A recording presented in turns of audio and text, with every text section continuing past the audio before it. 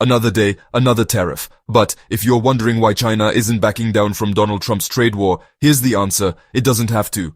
Trump's been telling his supporters that throwing tariffs at China would bring them to their knees.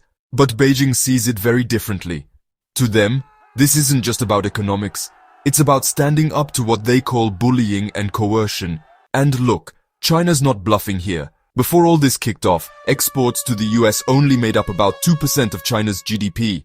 That's not nothing, but it's hardly make or break for the world's second largest economy. So when the US imposed tariffs starting at 34%, then bumping it all the way up to 125%, China simply matched them, tit for tat, round for round. And now, as of tomorrow, China's latest counterpunch lands, a 125% tax on all incoming US goods.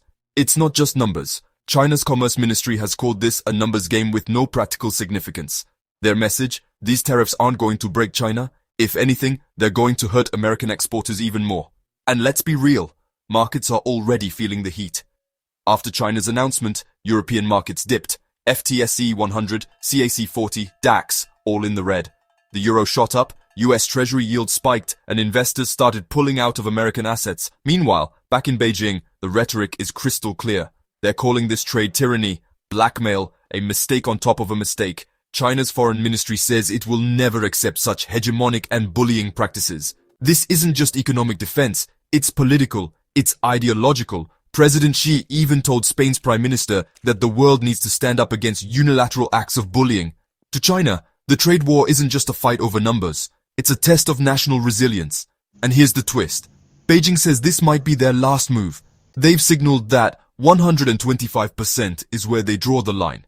Not because they're giving in, but because they think any further escalation is pointless. Victor Gao, a top Chinese policy expert, said it best. With tariffs this high, raising them further would make no sense. It'd just freeze trade altogether. And that's exactly where we're headed. So what's the end game? Well, the US is still threatening 145% tariffs on some products, mostly those tied to fentanyl production. But China's already filed a fresh complaint at the WTO. And Europe? They're watching closely, weighing their own response.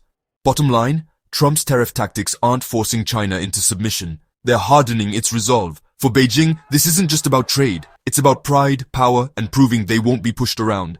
And if that means digging in for the long haul, they're ready. Thanks for watching. If you found this helpful, hit like and subscribe for more breakdowns that cut through the noise.